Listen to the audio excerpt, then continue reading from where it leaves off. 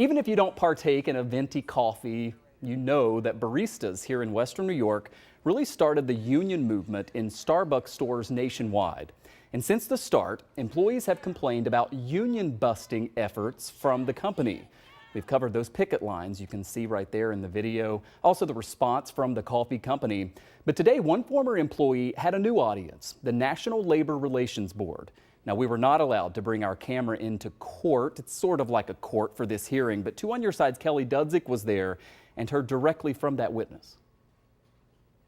Victoria Conklin worked for Starbucks for 5 years until she was fired in June of 2022. I was fired after being late just the one time, but it was 6 days after my store had voted to unionize, and I led the union drive at my store. Conklin was the first witness called to testify in the latest case the National Labor Relations Board is hearing against Starbucks.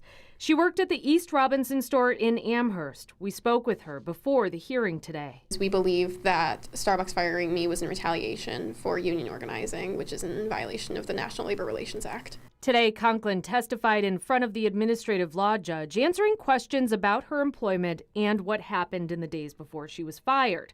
Conklin wants her job back. I am hoping that the judge will reinstate me back to my store so that I can get back to my coworkers, to my customers, to the community I built in over 5 years that I did not deserve to be ripped away from the way that I was. So I'm hoping to get reinstated as quickly as possible because I'm excited to go back to my job and to my friends. At issue is whether Starbucks engaged in unfair labor practices and how it treated several employees the company eventually fired, employees who were part of organizing the union.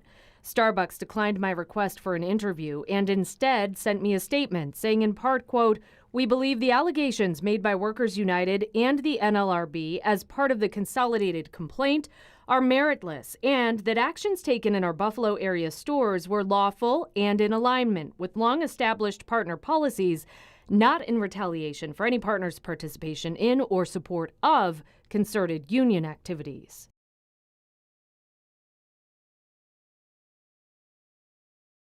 Okay, and Kelly joins us now live. So with so many of these cases and so many different appeals, no movement really negotiating between the two sides, right? How does this ultimately, we think, get resolved? It's a slow process. So this is part of a 2-week chunk that they're doing right now. Then they talked about scheduling another 2 weeks later in the year. And then one of the attorneys representing the union members told me that it'll be months before we find out a resolution. Because for the first chunk of cases, we found out that resolution at the beginning of March, and all that stuff happened, I think, last summer. So it could take like a year. All right. Well, plenty to follow. Kelly Yes. Dudzik reporting live for us. Kelly, thank you. Sure.